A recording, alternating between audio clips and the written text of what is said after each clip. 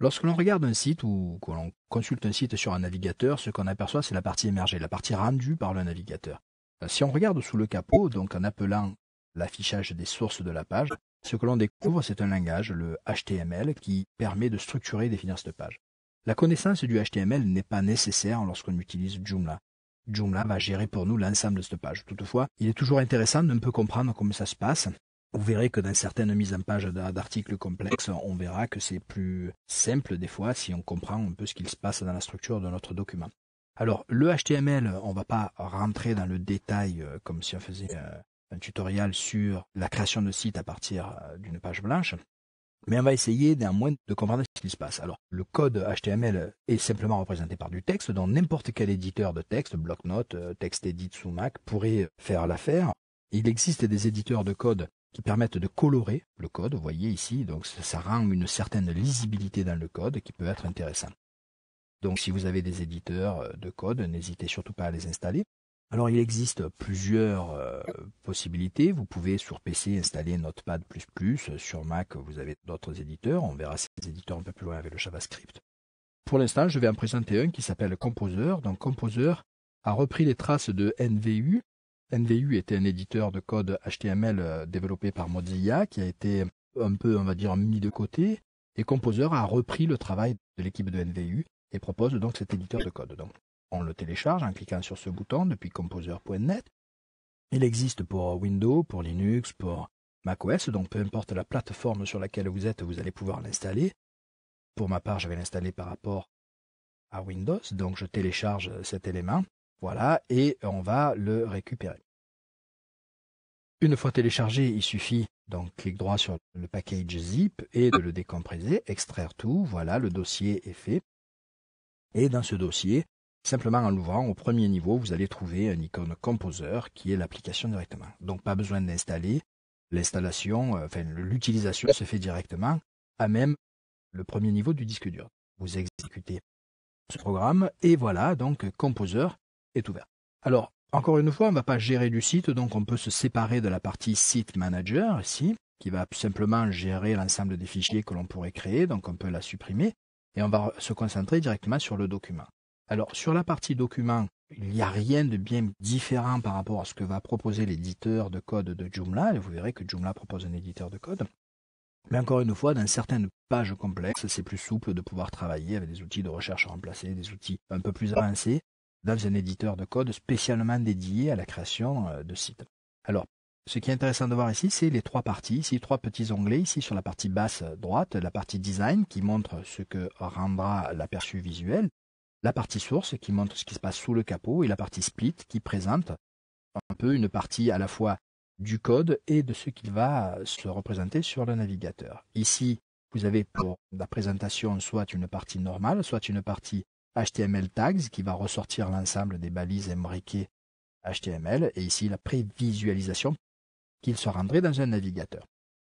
Alors ici, si j'écris dans la partie design un titre de mon article, un sous-titre et un paragraphe, pour mon cerveau, pour l'être humain que je suis, je comprends qu'il s'agit d'un titre, d'un sous-titre, d'un paragraphe. Mais pour la machine, qu'est-ce qu'elle comprend? La machine va regarder dans cette partie-là, dans la partie du code.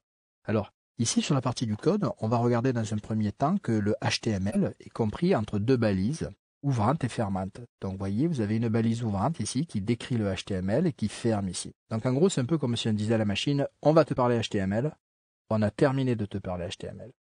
Et à l'intérieur de cette balise HTML, on a deux balises uniques. Une balise head en tête du document qui va contenir l'ensemble des informations qui vont être divulguées au navigateur, en fait au browser agent, à la partie qui va lire ce code-là. Ça peut être sur un téléphone mobile, ça peut être sur un navigateur, sur un téléviseur, sur un projecteur, pourvu que la machine interprète le HTML, comprenne le HTML.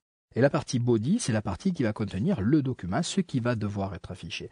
Donc si vous voyez, mon contenu de document se trouve bien à l'intérieur de ce body. Par contre, rien ne distingue pour la machine qu'il s'agit ici d'un titre, d'un sous-titre ou paragraphe. La sémantique n'existe que parce que je comprends ce qu'il y a d'écrit là-dedans, parce que j'interprète ce qu'il y a d'écrit.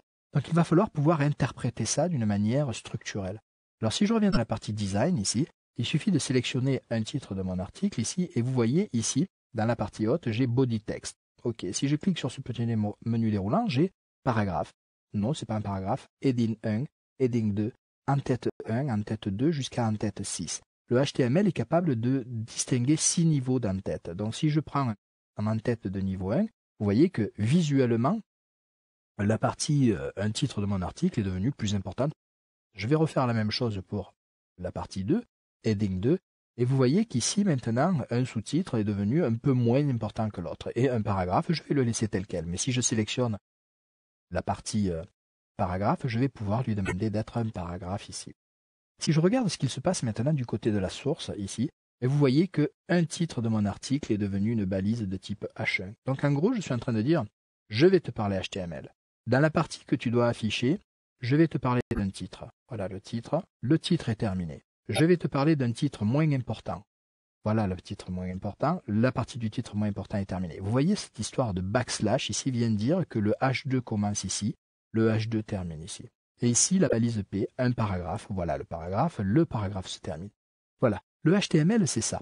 Alors on pourrait aller beaucoup plus loin que ça, beaucoup plus en amont. L'intérêt, c'est de comprendre que l'importance de l'écriture du HTML se base sur la structuration de celui-ci. Alors, on reviendra par épisode chaque fois qu'on en aura besoin dans cette partie du code. On va juste rapidement explorer qu'on pourrait, par exemple, créer des données tabulées, des structurations de tableaux. Donc pour ça, il suffit de venir prendre ici une balise table, vous voyez.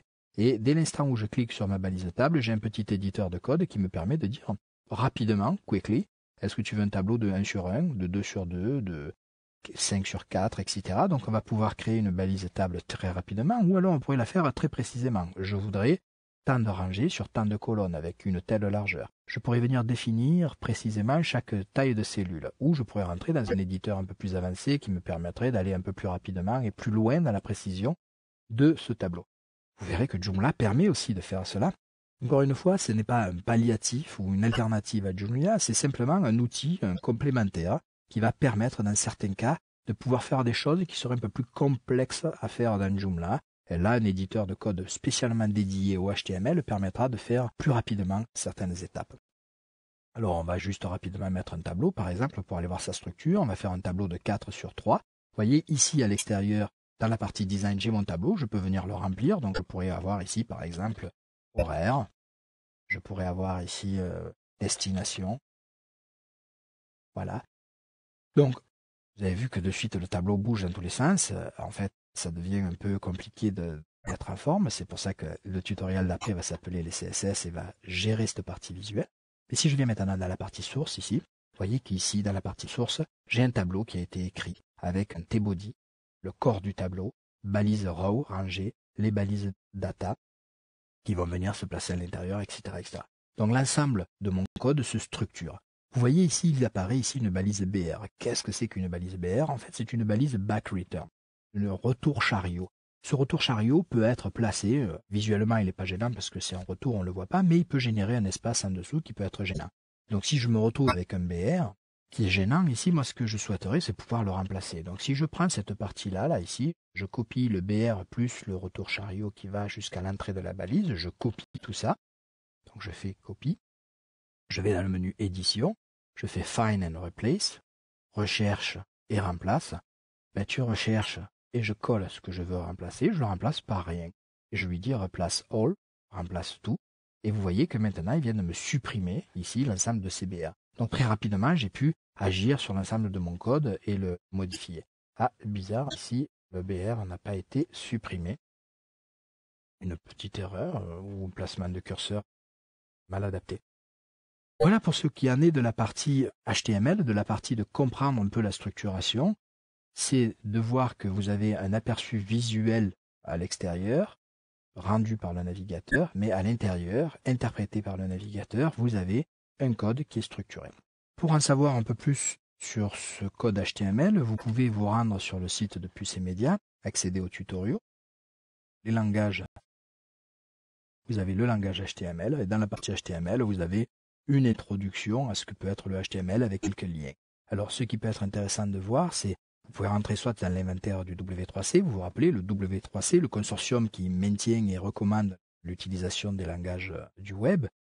On va aller y jeter un œil qui est relativement complet et complexe des fois à lire, mais vous avez ici, toujours sur le W3C, les principales familles. Alors voici le document des recommandations du W3C, qui est un document assez chargé, assez complet. Et ici, vous avez les principales familles. Donc vous voyez, ici, vous allez retrouver par exemple pour la partie du texte, les balises H1, H2, H3, H4, les balises P qu'on a utilisées. Vous avez aussi la balise BR ici. Vous avez l'ensemble des balises qui peuvent être utilisées pour le HTML. Alors, elles ne sont pas toutes là, il y en a beaucoup. Ça ne veut pas dire qu'il faille les comprendre toutes, mais il est préférable quand même petit à petit, au fur et à mesure où vous allez avancer dans l'univers du web et dans la création de votre site, de venir de temps en temps voir les balises que vous pouvez utiliser afin de mieux spécifier, de mieux structurer votre code pour qu'il soit de plus en plus interprété par les navigateurs, par les moteurs de recherche, et donc que votre site devienne de plus en plus consultable par des machines et donc ressortir dans des pages lorsque vous allez aller sur Google, taper un mot-clé ou une recherche. Voilà pour le HTML, donc si on revient sur la partie Composer, on s'aperçoit que dans le design, on n'a pas quelque chose qui soit esthétiquement agréable à regarder. Donc on va maintenant dans le prochain tutoriel, dans la prochaine étape, regarder de près les CSS, qui est le langage utilisé par Joomla et par l'ensemble des technologies du web pour pouvoir rendre le visuel d'une page.